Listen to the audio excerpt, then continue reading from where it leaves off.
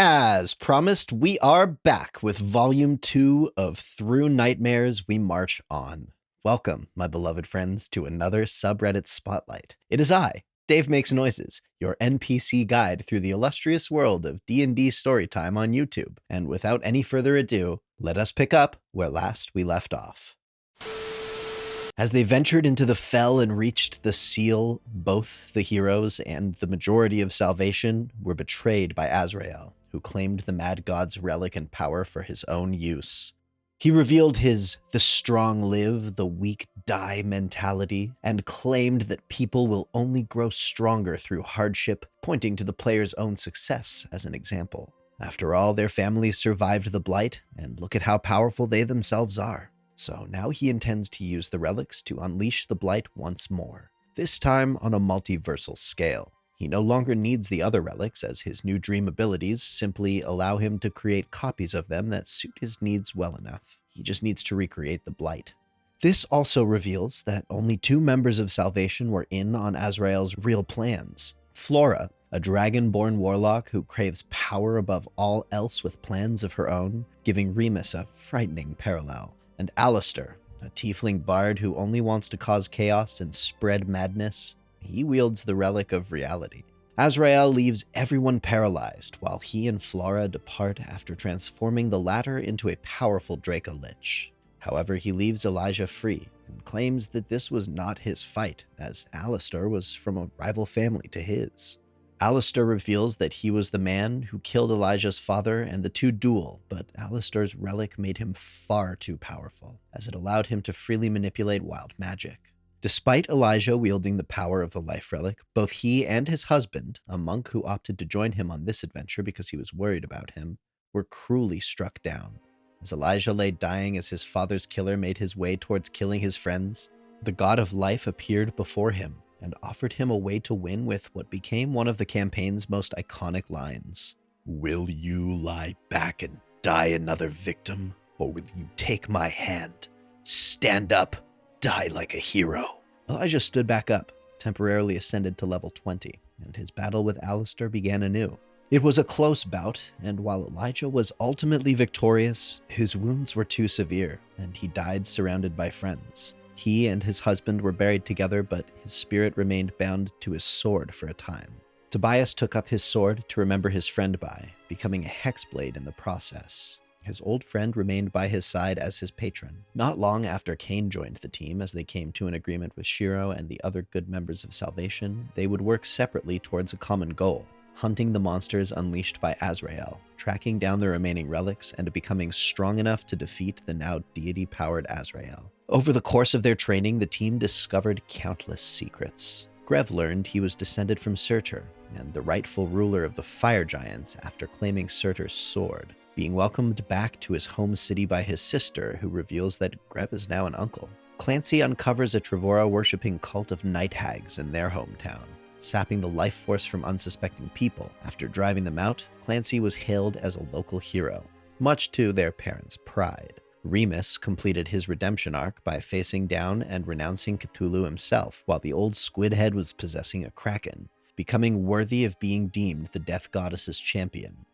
Tobias returns to the old ritual site and, with aid of the party, faced down the Lich who tried to kill him as a child. A Lich with the powers of a phoenix, but ultimately the team proved triumphant, and Tobias earned the rank of Archmagi. Bluford stayed true to his vow and returned to free his captive family, culminating in a final duel in the Feywild against a wild magic mutated Neophyllid. Ralph adapted to become a half-dragon hero, adopting an orphaned bronze dragon egg in the process, and Cain got the great fights he always craved, challenging Mithras himself. Eventually, rumors of a Draco Lich making moves around the continent reached them. Believing it is likely Flora, the team geared up to gather allies in the form of the strongest dragons on the continent, the 8 Kings. The Metallic Kings, Daedalus the Trickster Architect, Cephelia the Winter Queen, Tavrith the Thunderer, and Tamarin the Eternal Blaze, copper, silver, bronze, and gold dragons, respectively, were rather easy to convince, as Tobias was married to Cephelia during a drunken night, A surprisingly functional relationship formed on another adventure, and they allowed them to view their memories, but they had to prove themselves to the chromatic dragons. Aslan, the Black Death, was a ruthless, arrogant, and cunning black dragon who desired the party's relics and challenged them for the relics in their possession. However, Aslan was defeated despite his attempted trickery during their bout. Humbled, he offered them a reward from his treasury,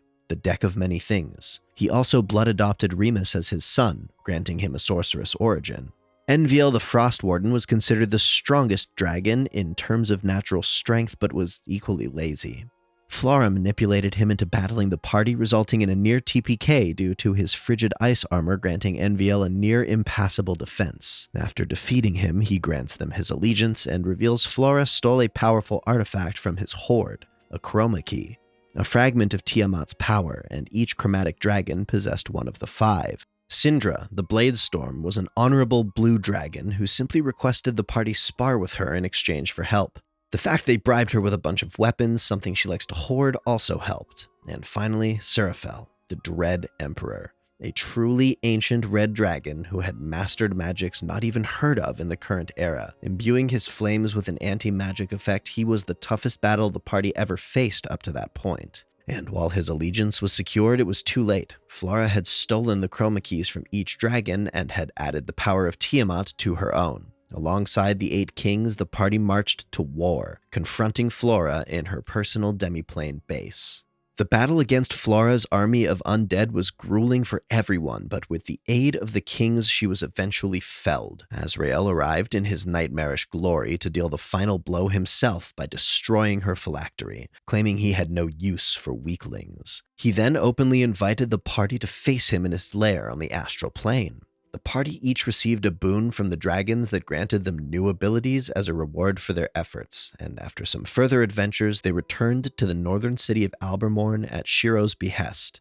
After arriving, he asks the team to do a final thing for him. He only has the power to send one group to the astral plane, so he proposes a citywide bout between the party and Salvation's remaining members. After battling their way through Salvation's relic wielders, the team confront Shiro himself, discovering his high priest status rendered him impervious to the relic's effects.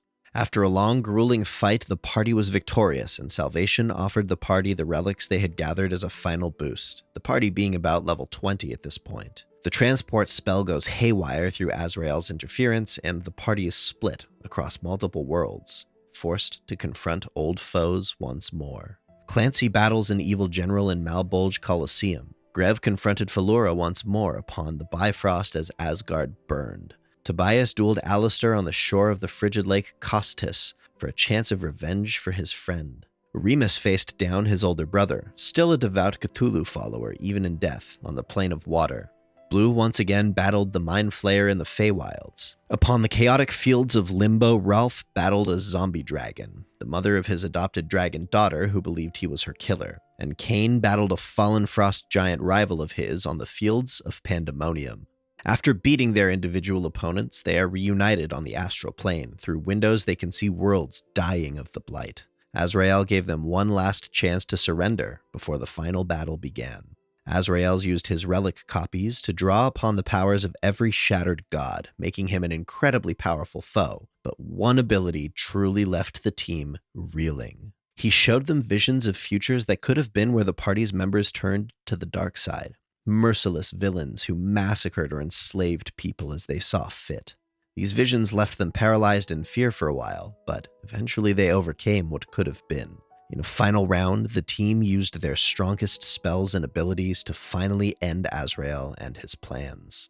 Returning to Fortin's Crossroads, the party are hailed as heroes. After a celebratory night of partying and recovering, the team agree to work with Salvation to rebuild the continent's kingdoms as a side effect of having a relic rendered the wielders immortal unless directly killed. Over the next 50 years, the team was successful in rebuilding various settlements and kingdoms. Grev took his rightful place as king of the fire giants in their stronghold of Ashvalheim, eventually starting a family. Clancy chose to remain in Fortin's Crossroads, taking the role of a friendly grandparent to the local children, telling tall tales of our adventures to the next generations of adventurers. Tobias went on to become a teacher in one of the revived kingdoms, living a quiet life with his wife. Remus became a new high priest of the Shattered Gods and royal advisor to one of the world's new rulers. Blue founded a circus before seemingly vanishing into the wilds years later, occasionally popping up for a few days. Ralph traveled the multiple planes of reality alongside his adopted daughter, continuing his quest to learn as much as he could. And Kane, like Tobias, took on the role of a teacher, though he preferred a little action in his life and never left the adventuring profession. Now, over 100 years later, with new kingdoms and old threats, it's up to the next generation to protect the world. The sequel campaign had begun, kicking off in a quaint little fishing village called Fortin's Crossroads. There were a lot more adventures this lovable crew had under other DMs, and I'd be more than happy to regale you wonderful people with those tales as well, should you want them. Until then, my friends, may your rolls be high and your 20s forever natural. Thank you for joining us to the very end of the epic saga known as Through Nightmares, We March On.